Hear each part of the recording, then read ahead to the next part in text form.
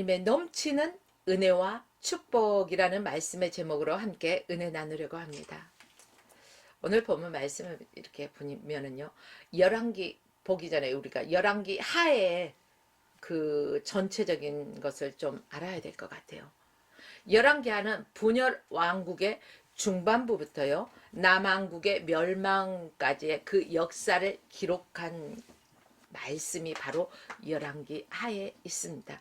그 중에서도 특별히 2장에서 13장, 여기에는 전반부 대부분이 어떤 말씀이냐, 선지자 엘리사와 연관되어 있는 말씀입니다. 그래서 열왕기 하의 전반부의 인물의 중심 누굴까요?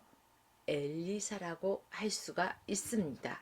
그런데 열왕기 하에 기록된 엘리사의 사역을 우리가 좀 주의 깊게 자세하게 살펴보면요, 대부분의 이적에 관한 내용이라는 것을 알 수가 있습니다. 특히 오늘 본문 이 4장에는 엘리사가 행한 이적이 5가지가요 연속적으로 기록되어 있는 것을 또한 볼 수가 있어요. 그렇다면 왜 유독 엘리사의 사역에는 이렇게 이적들이 많이 나타나고 있을까요?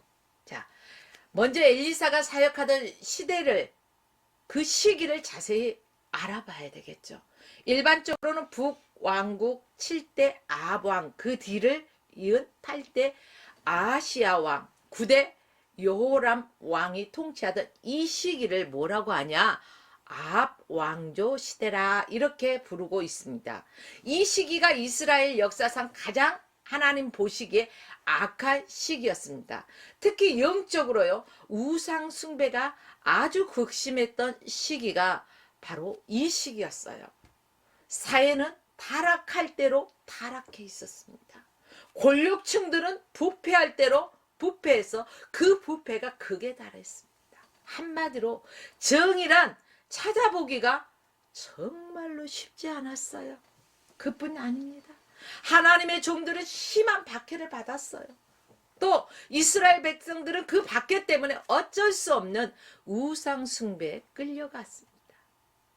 바로 이 아합 왕조 시대에는 이렇게 우상 숭배가 극에 달하고 권력층이 타락하고 하나님의 백성들이 박해를 견디다 못해서 우상 숭배에 끌려나가요. 하나님께서 이런 아합 왕조를 버리시기로 하셨어요. 그리고 타락한 권력층들을 징벌하기로 하셨습니다. 그러나 박해받고 고통받고 가난해서 신음하던 그 이스라엘 백성들을 하나님은요 아주 불쌍히 여기시고 또 그들을 긍휼히 여기셨습니다. 저들을 보시고 따뜻한 사랑으로서 보살피시기로 하셨습니다. 자, 이를 위해서 하나님께서 누구를 택하셨을까?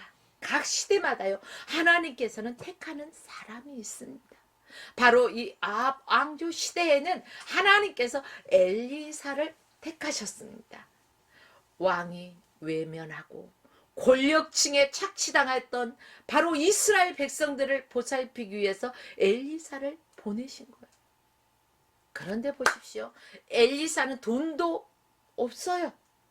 어떤 권력도 없어요. 그렇다면 저들을 보살필 수 있는 어떤 방법이, 특별한 방법이 있었을까요? 아니요. 어떤 방법도 없었어요. 그런데도 하나님이 그를 보내셨다는 것입니다. 오직 하나님의 주시는 그 능력으로 이적을 행함으로 이스라엘 백성들을 보살필 수 있었다는 것입니다. 사랑하는 여러분들이요, 그러므로 주의 일을 한다는 것은요 돈도 아니요 권력도 아니라는 것입니다. 돈으로도 할 수 없는 것, 권력으로도 할 수 없는 것, 하나님의 주시는 그 능력으로 행할 수 있다는 사실입니다. 그래서 유독 엘리사의 사적에는 그 이적들이 많이 기록되어 있는 것들을 우리가 볼 수가 있습니다. 결국 엘리사가 행한 그 이적들은요 하나님께서 이스라엘 백성들을 돌보시는 아주 특별한 은혜와 축복이 있었던 것입니다. 오늘 본문에 보면은 엘리사 선지자가 행한 이적들 가운데 한 가지를 말씀드려 보겠습니다.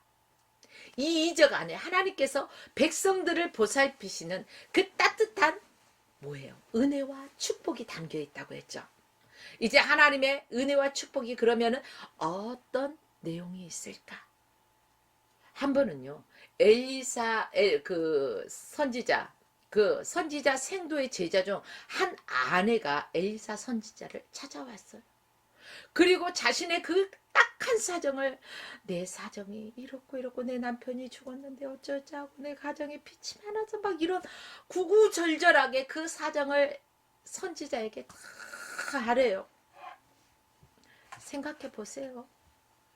남편이 살아 있어도 정말로 그 지의 길을 가겠다고, 그런 상황에 가정 형편은 어려워서요,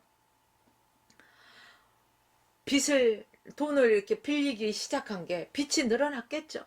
생활고.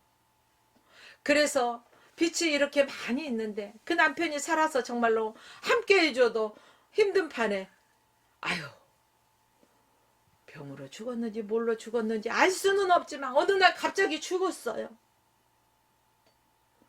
그런데 이 빚 때문에 두 아들을, 채무자가요, 채권자가 두 아들을 데려다가 종으로 삼겠다고 이러고 있어요. 얼마나 가슴이 무너지고 답답하고, 정말로 우리 세상적인 좀 그런 언어로 말하자면 미치고 팔딱 뛸 노릇이겠어요. 이 딱한 사정을 누구를 찾아가서 얘기했어요? 세상 사람을 찾아가서 하소연을 한 게 아니라 선지자를 찾아가서 얘기했다는 거예요. 이 딱한 사정을 들은 엘리사 선지자는요, 뜻밖의 질문을 합니다. 보통은요, 그러냐고 우리 함께 기도합시다, 어쩝시다, 이러지 않을까요? 그런데 엘리사 선지자는 그러지 않고요, 내 집에 남아있는 것이 무엇이냐? 아주 생뚱맞은 질문 같죠? 아니, 이 여인의 그 답답한 심정을 듣고, 집에 있는 것이 무엇이냐? 참, 이 여인은요, 저희 집에 남아있는 것은요, 기름 딱 한 병 남아있어요. 그리고 다른 거 없어요. 그래? 그러면은 가서 이웃들에게 빈 그릇을 좀 빌리되 조금, 몇 집 가서 쬐끔 빌리는 것이 아니라 이웃에게 가서 빌릴 수 있는 대로 아주 가급적 많이 빌리라는 거예요. 할 수 있는 만큼 빌려오라는 거예요. 그릇을 빌려오자 이번에는요, 그 그릇에, 아니, 기름이 얼마나 있다고 했어요? 뭐 드럼통으로 있는 것도 아니고 기름 한 병이 있다고 했어요. 그런데 이 많은 빌려온 이 그릇들에 그 기름을 뭐라고, 부으라고 말하고 있어요. 여러분, 믿지 않는다면 순종할 수 있겠습니까? 그래서 믿으면 능력이 나타나는 것입니다. 기름을 붓자 어떻게 됐을까요? 그 모든 그릇에 기름이 아주 가득 찼다는 거예요. 엘리사 선지자는요, 그들에게 기름을 팔아서 빚을 갚으라고 해요. 그리고 그 빚을 갚고도 남는 돈이 있어요. 생활하는데 쓰라. 결국 이 여인은 엘리사의 이적으로 빚도 갚고 어려움에서, 생활고에서 벗어났다는 것입니다. 이것이 꽁 잡고 매 잡고 마당 쓸고 뭐 동전 줍고 그 또랑 찌고 가재 잡고 뭐 이런 식으로요. 표현이 좀 그렇죠. 그러나 일거양득 이렇게 아랬더니 빚도 갚고 생활고에서 탈출할 수 있는 돈도 생겼다는 거예요. 이렇게 하나님은 넘치는 축복을 해주신다는 거예요. 그러니까 이 여인은 엘리사의 이적을 통해서요, 무엇을 받았어요? 하나님의 그 따뜻한 은혜를 체험하게 되었다는 것입니다. 이 여인이 준비한 이 그릇에는 하나님의 단순한 기름이라고 말할 수가 없어요.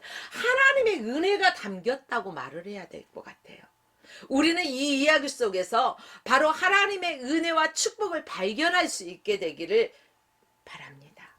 그러면 그 은혜와 축복이 바로 어떤 것일까? 자, 구하는 자에게 주시는 은혜와 축복이라는 거예요.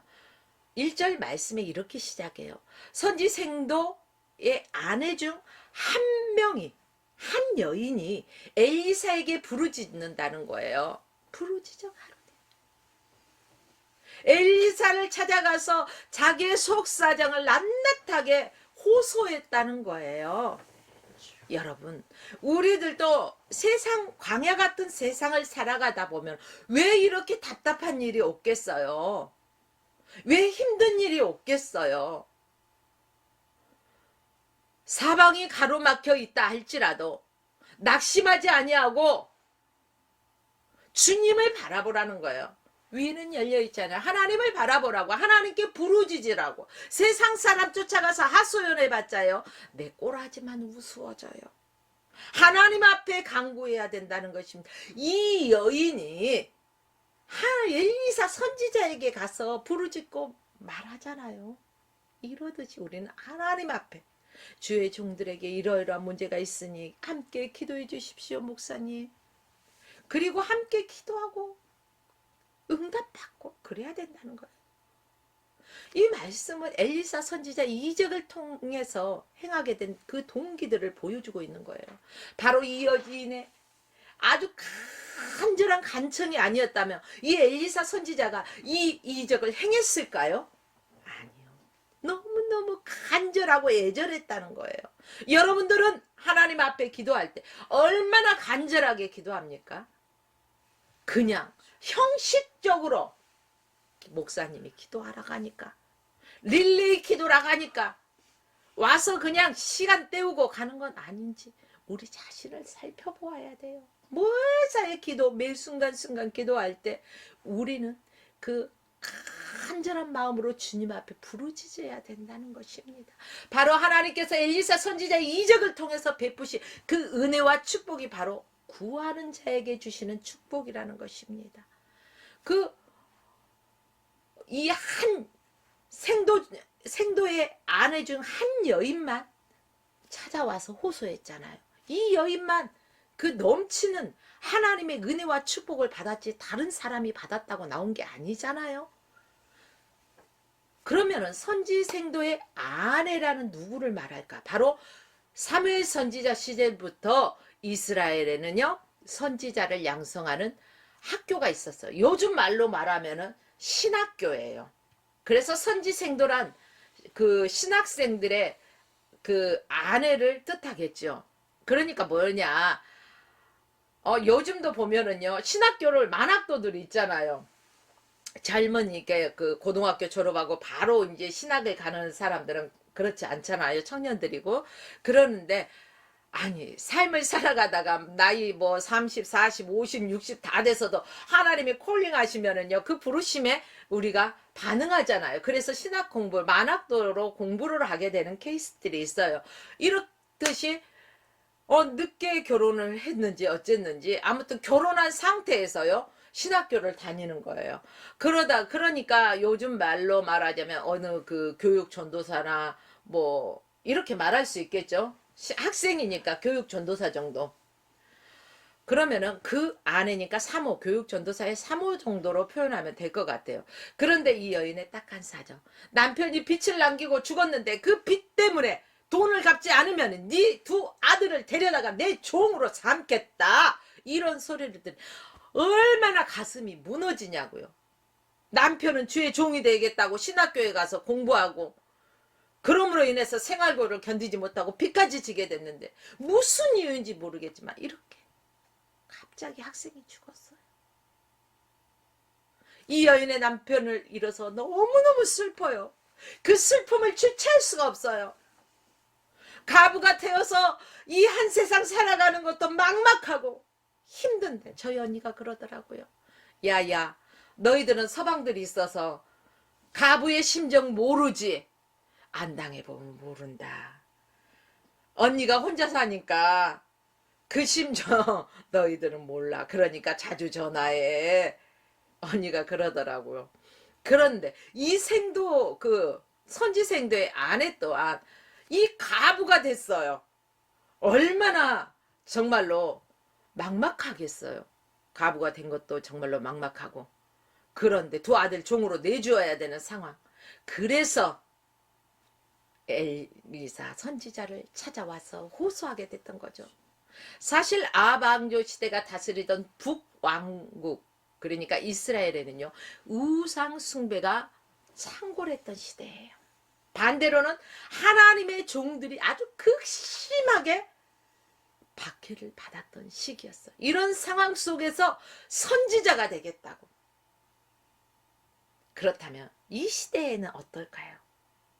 저희들 누가 예수 믿는다고 뭐라고 합니까? 안 하잖아요. 그런데도 우리의 신앙이 긴장하지 않고 있어요. 여러분, 우리의 마음을 하나님 앞에 수축할 수 있어야 돼요. 사랑하는 여러분들이요, 이 북왕국 이스라엘 시대, 우상이 창궐하던 이 시대, 아주 박해가 있었, 이 시대에 정말 주의 종이 되겠다고 신학 공부를 한다는 것은요, 아주 특별한 사명감이 없다면 어떻게 그러겠습니까?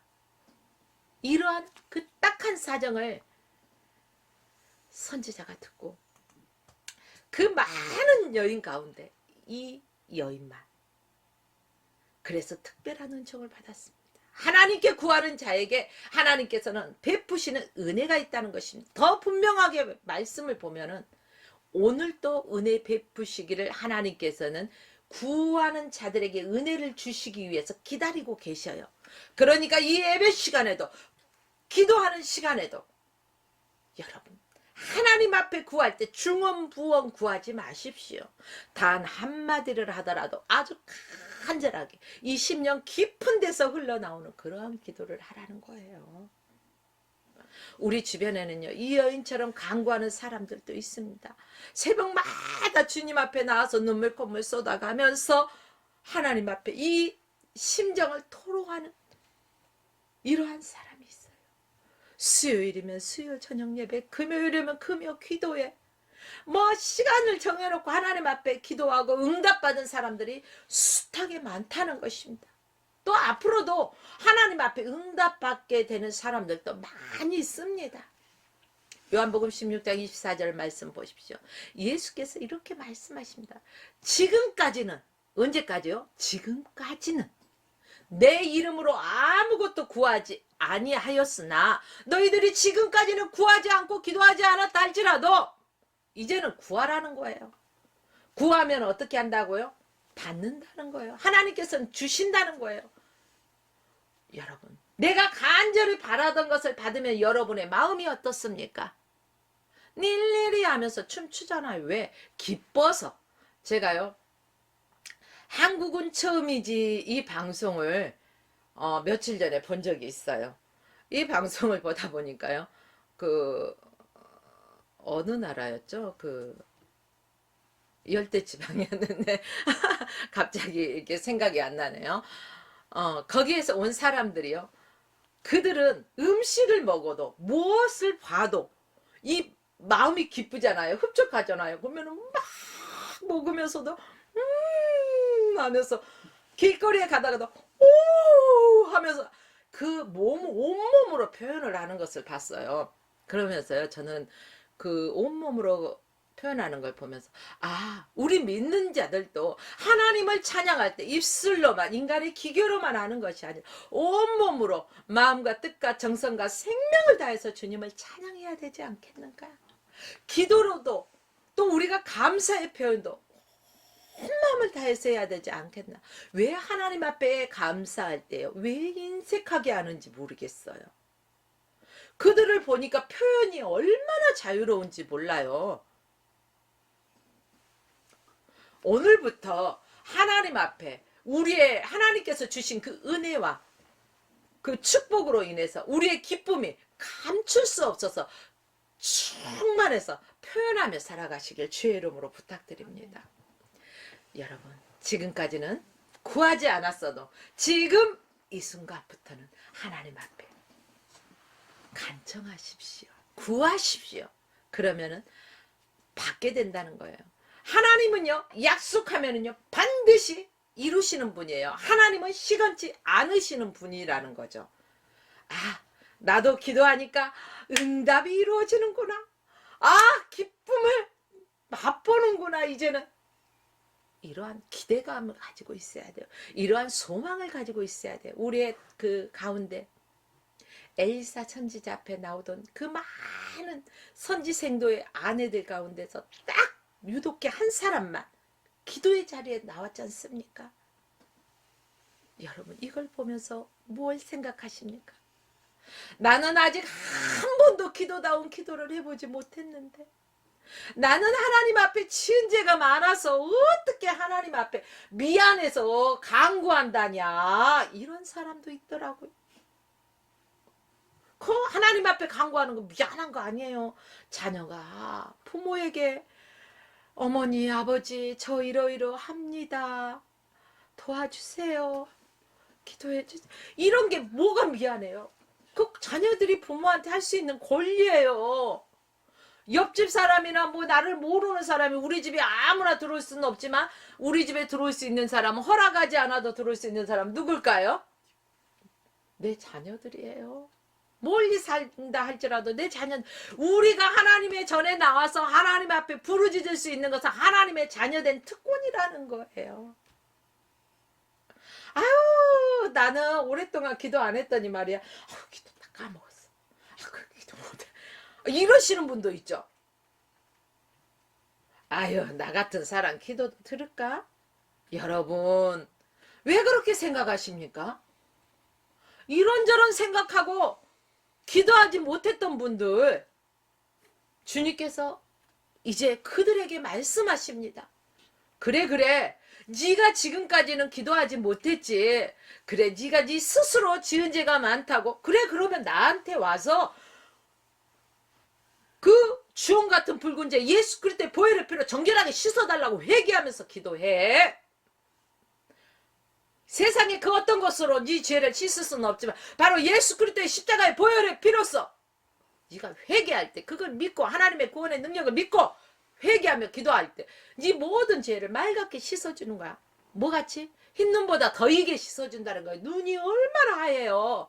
아주 눈이 얼마나 하얀지 아주 반짝반짝 빛이 나. 눈이 부셔. 너무 빛나서. 그런데 그 죄를 깨끗이 없이 해주시겠다고 하잖아요. 오랫동안 기도하지 못했던 거요. 괜찮아. 지금부터 기도하면 돼요. 지금까지 구하지 못했어도 지금이라도 기도하면 된다고. 하나님께서는요, 하나님의 백성들이 구하면 주시겠다고 하나님께서는 주실 준비를 하고 기다리는데, 다만 우리가 구하지 않아서 받지 못하고 있다는 사실입니다. 얼마나 안타까워요. 이미 우리 아버지는 주려고 다 준비해놨는데 우리가 구하지 못해서 받지 못한다는 거 너무 안타깝지 않습니까? 사랑하는 여러분들이요, 여러분들께서 오늘 이 순간부터 하나님 앞에 부르짖어 기도하고 응답받고 그 기쁨이 충만하여서 감사의 영광을 주님께 올려드리길 주의 이름으로 축원합니다. 사랑하는 성도 여러분, 그리고 동역자 여러분, 힘을 냅시다. 우리 한번 인사 한번 해볼까요? 당신은 잘 되고 있습니다. 잘 되고 있습니다. 당신은 더 잘 될 것입니다. 당신은 더 잘 될 것입니다. 아멘. 이러한 잘 된다는 그 생각만 하고 있으면요, 힘이 나잖아요. 제가요, 이게 영상을 이렇게 촬영하러 다니다 보니까 위드 봉사의 그 대표 청재님이요, 이런 말씀을, 거기에는 구호처럼 외치는 게, 우리는 잘 되고 있습니다. 그럼에도 불구하고 잘 될 것입니다. 더 잘 될 것입니다. 이게 거기에 봉사단체 구호더라고. 와, 그럼에도 불구하고라는 무엇은 뜻이냐? 세상에 경제 위기가 왔다, 뭐 어디에가 전쟁이 났다, 뭐 이런 안 되는 일들이 뭐 있다고 주변에서 아무리 한다 할지라도 그럼에도 불구하고 우리들은 어떻게 되고 있다고요? 잘 되고 있다는 거예요. 얼마나 그 의미를 제가 듣고 그 의미에 은혜 받았다니까요. 여러분, 그러니까 우리는 잘 될 것입니다. 잘 되고 있습니다. 힘내십시오. 한 걸음 한 걸음 하나님 앞에 나와서 입을 벌려요. 뭐 하나님 앞에 우리의 딱한 각 가정마다 문제 없는 가정이 없어요. 어떤 가정은 경제적인 문제가 있을 것이고, 어떤 가정은 건강의 문제, 어떤 가정은 자녀의 문제, 어떤 가정은 남편의 문제, 어떤 가정은 아내의 문제, 어떤 가정은 뭐 형제간의 뭐 관계 속에서 뭐 문제 없는 가정이 어디 있겠어요. 우리는 그러나 그 문제보다 크신 하나님을 바라보면서 하나님 앞에 우리의 그 낱낱한 모든 것까지 아래는 우리가 되어서 놀라운 일이 일어날 것입니다. 응답받는다는 것입니다. 또 우리는 믿음의 분량대로 은혜와 축복을 받는 거예요. 여러분, 엘리사가 이 여인의 간청을 받고 그가 보인 반응이 어떤 반응이었어요? 아까 소두에서 소론에 이 오늘 본문 말씀을 함축해서 말씀드렸거든요. 내 집에 무엇이 있느냐 물었잖아요. 가난하지만 그래도 내 집에 무언가 하나는 있지 않겠느냐. 우리는요 없는 것만 자꾸 얘기하잖아요. 그런데 엘리사 선지자가요 없는 것을 바라보지 말고 네 집에 그래도 아무리 뭐 우리 말로 그 좀 뭐 찢어지게 가난해도 아시죠? 뭐 무슨 뜻인지 그래도 네 집에 있는 것이 있을 거 아니냐. 그것을 한번 말해봐. 그 찢어지게 가난하다 해도 우리 기름 한 병은 있어요. 남아있어요. 그래. 그 기름 한 병 외에 가진 것이 없다. 그러면 이웃에게 가서 빈 그릇을 빌려. 이 여인은요 성경 어디를 봐도요 아니 기름 한 병밖에 없다고 말씀드렸는데 그것은 내 이 답답한 심정 나는 지금 돈이 없어서 문제잖아요. 내 아들이 지금 종으로 가게 됐잖아요. 나는 그래서 돈이 필요해요. 돈 뭐니 해도 머니가 필요하다고 이러고 있는데 무엇이 있냐고 물어본데 어떻게 보면은요 온매 답답해 이렇게 할 수가 있어요. 그러나 그러지 않았어요. 그쵸? 가서 그릇을 빌리라. 엄마 기름 한 병밖에 없는데 뭘 담자고 빈 그릇을 빌리라고 그것도 많이 빌리라고 한지 난 도대체 모르겠네 이러지도 않았어요. 이 여인은 아무런 영문을 몰라. 왜 기름밖에 남는 것이 없다고 확인을 했을까? 왜 빈 그릇을 빌려오라고 굳이 말을 하고 있을까? 몰라요. 이유도 몰라. 그러나 하라는 대로 시키는 대로 그가 복종했어요. 순종했어요. 예수님의 첫 이적도 포도주 사건. 항아리에 포도주가 유대인의 결례에 따라서 두세 통 되는 물, 또 포도주, 결혼식에 잔치가 포도주가 없으면 안 됐잖아요. 다 떨어졌을 때 물을 갖다 부어라. 항아리에. 말이 돼요? 안 되잖아. 그래 물은 갖다 부을 수 있어. 근데 연회장에 갖다 주어라. 말이 안 되죠. 그런데 그거 순종하고 갖다 주었더니 뭐가 됐어요? 포도주. 근데 지금까지 내놓았던 포도주보다 어때? 더 좋은 거예요? 더 나쁜 거예요? 더 좋은 거. 이런 기적을 체험한 되잖아요. 그러니까 하나님이 말씀하실 때는 우리 인간이 아무리 똑똑하고 잘났다가 할지라도 내 스스로가 잘났어 나 똑똑해 하고요 막 릴를랄라 한다가 그래서 하나님 볼 때 미련한 것에 불과하는 거예요. 그러니까 인간은 교만한 건덕지가 못 된다니까요. 겸손해야 돼요. 그냥 주께서 말씀하시면은 이 짧은 머리로 이해가 안 가고 알 수가 없어도 그냥 시키니까 뭔가 뜻이 있겠지 그러겠지 생각을 하고 순종하라는 거예요. 순종하면은 이런 기적들을 체험하는 거예요. 이제는 그 그릇을 빌려왔더니 이제 또 뭐라고 말씀하셔요 선지자가? 아니 네 두 아들과 같이 문 닫고 집으로 들어가서 문을 닫고 말이야 누가 보지 않게 문을 싹 닫고 그 빈 그릇에다가 그 기름을 부어. 아니 생각해 보세요. 기름 딱 한 병이 있는데 빈 그릇은 이렇게 많아. 아주 셀 수 없이 많아. 근데 거기에다 부으래. 아우, 이해 가요? 이해 안 가잖아요. 그런데 두 아들과 함께 이 여인은 그대로 순종을 해요. 부엌에 가서 그 한 병 남은 기름병을요 들고 막 병에 부은데 어라? 한 병을 부었는데 이 병이 다 찼는데 여기 아직도 있어. 또 부어. 이게 뭔 일이야 세상. 엄마 이게 뭔 일일까 해. 안 달아지네. 와 신기하. 오 하다 보니까 이 빌려왔던 그릇이 아주 다 찼어. 그래서 이제 더 담을 데가 없어서요. 이제 선지자에게 가서 빌려온 그릇에 다 부었어요. 그 한 병은 그대로 남아있겠죠. 얘기했더니 뭐라고요? 그래?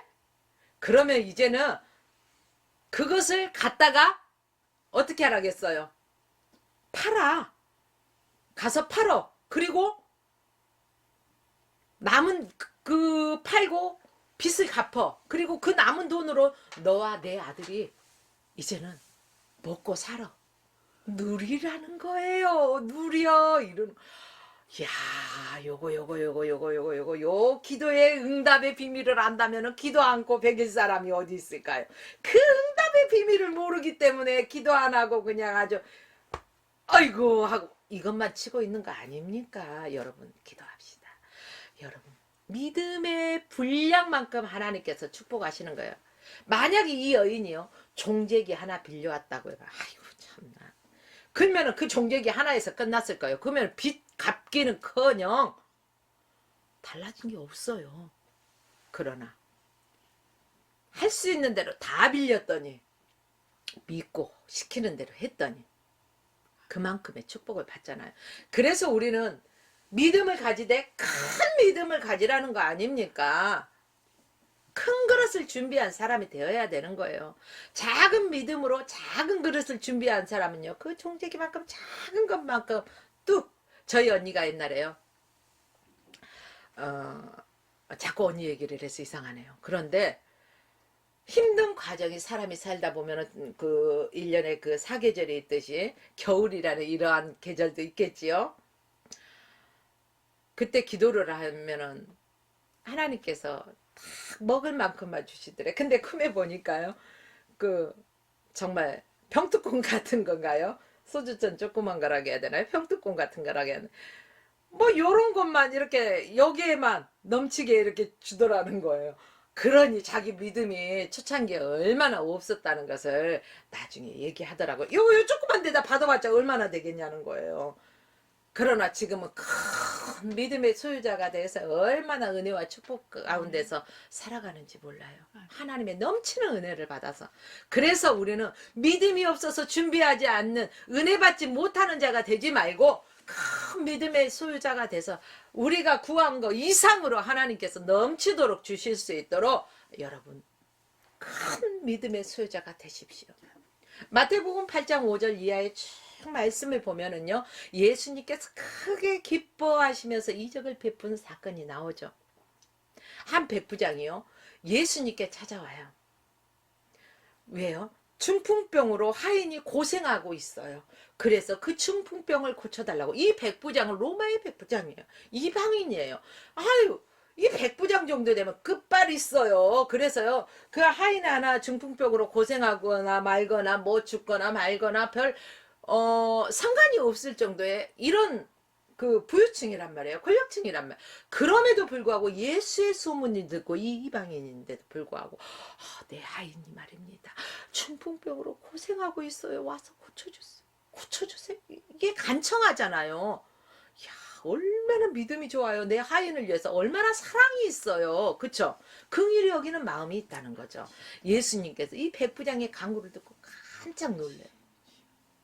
예수님께서 그래 고쳐주면 내가 가서 고쳐주겠다. 주여 오지 마세요.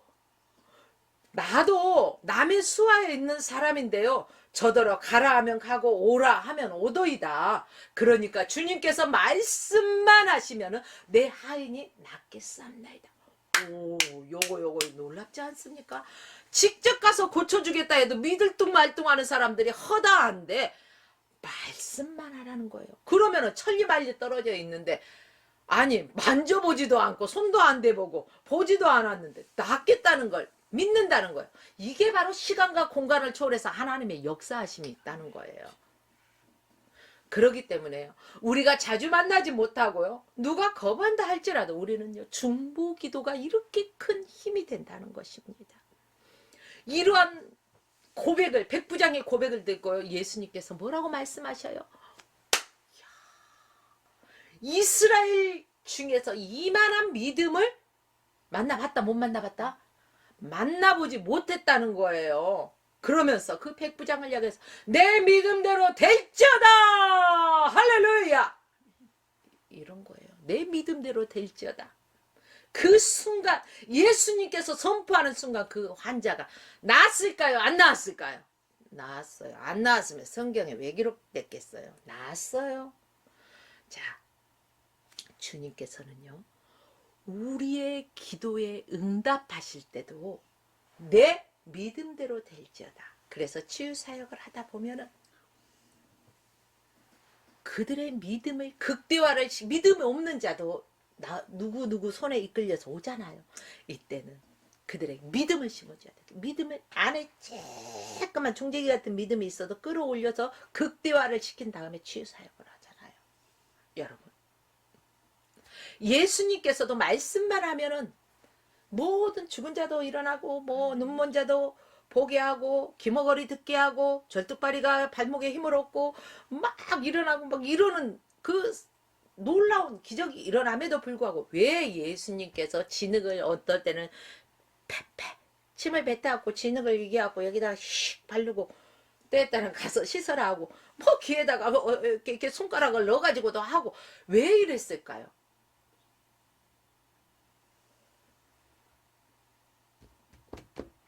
안 믿는 것보다 보고라도 믿는 게 유익하기 때문이에요. 보지 않고 안 믿는 것보다 보고라도 믿는 게 낫기 때문에 보지 않고 믿으면 얼마나 좋아요. 말씀으로만 딱 하시면 되는데 그 말씀으로만 하실 수도 있지만 우리들을 위해서 그래 이거 봐라 요렇게 나을 수 있단다. 그 상황들을 해요. 그래서요. 어떤 분들은 치유사역을 이렇게 하다 보면 그래요.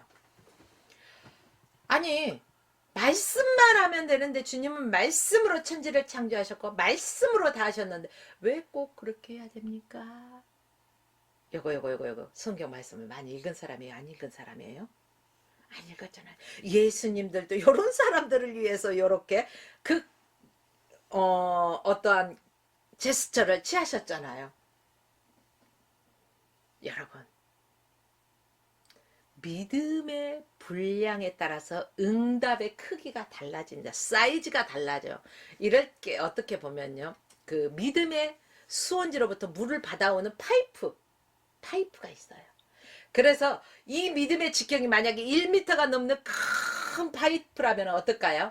아주 물이 콱콱콱 나갈 거 아니에요. 그러면 은혜가 막 쏟아지는 거예요. 성령이 폭포수 같이 막 쏟아져.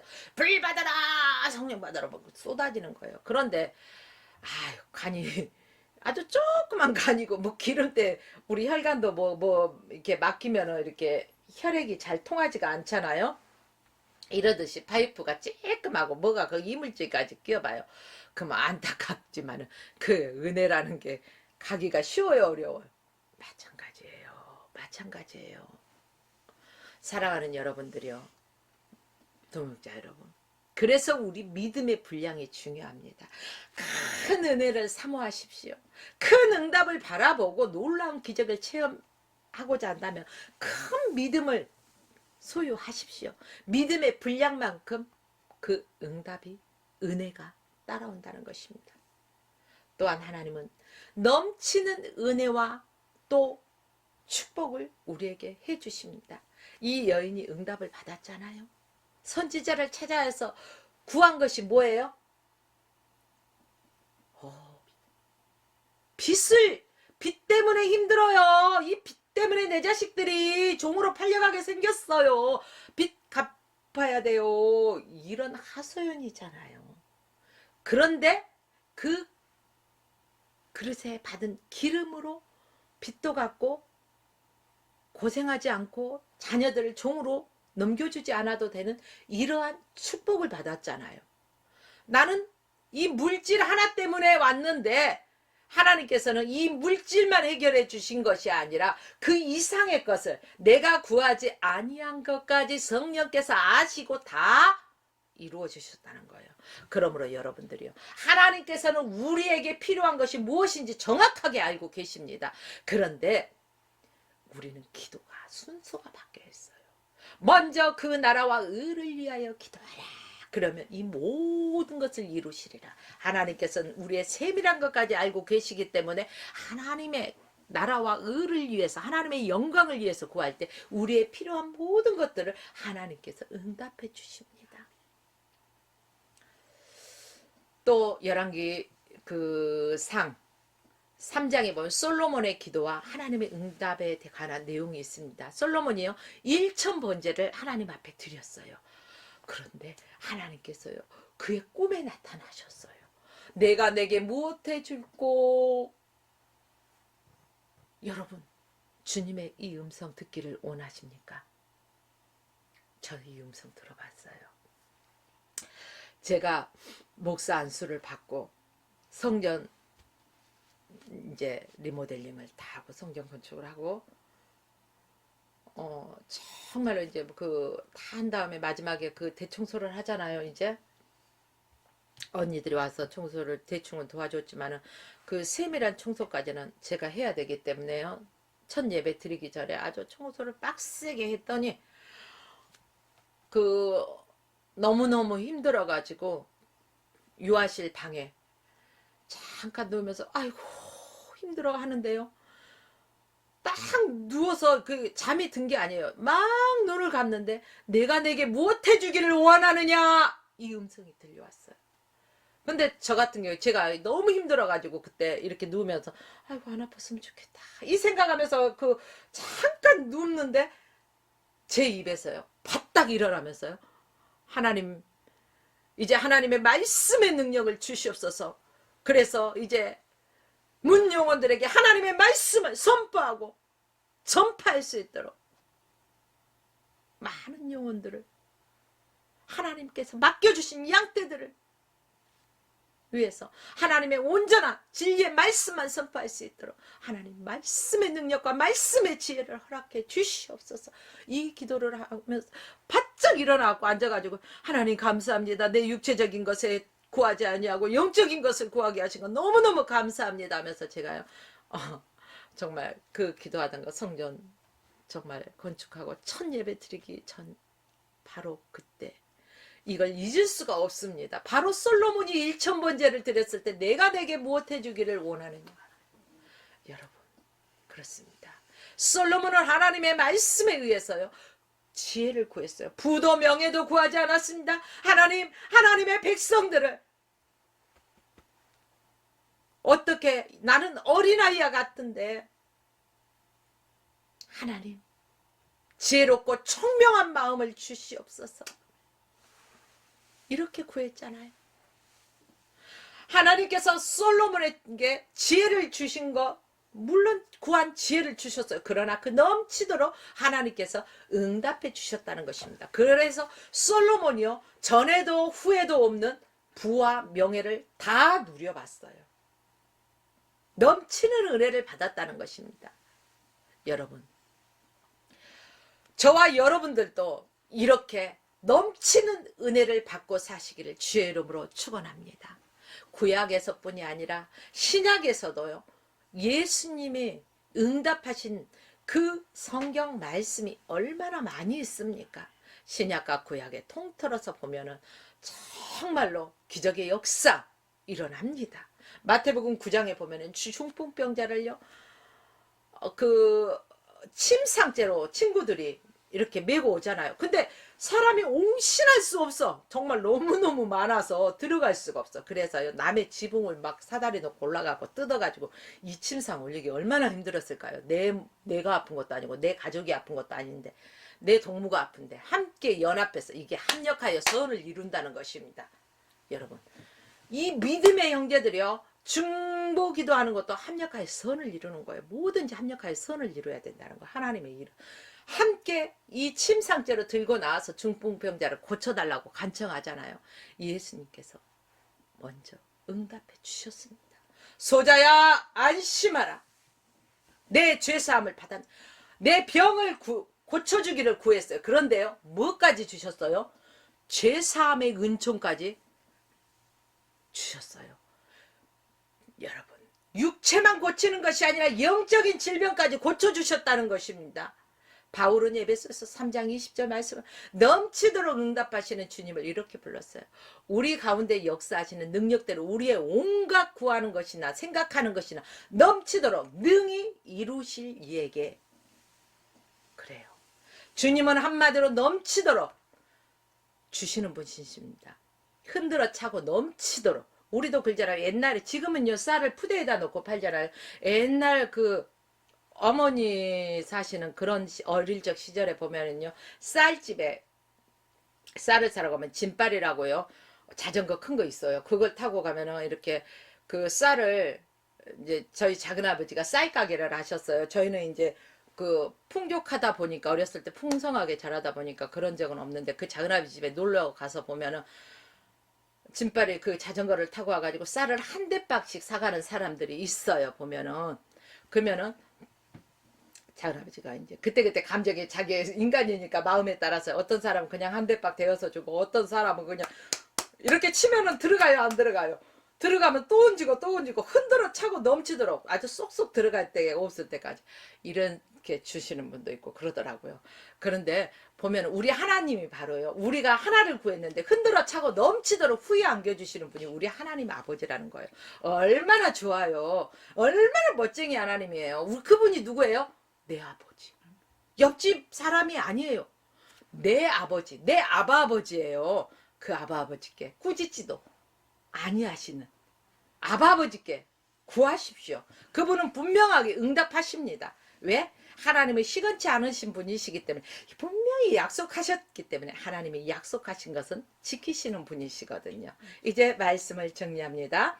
오늘 본문은 하나님께서 엘리사 선지자를 통해서 그 선지생도 아내 중에 한 여인에게 베푼 은혜에 관한 내용이었습니다. 주님은 이 이야기를 통해서 우리에게 말씀하고 계셔요. 얘들아, 경호가, 성훈아, 정렬아, 이 여인처럼 너희들도 기도의 제목을 가지고 내 앞에 나와.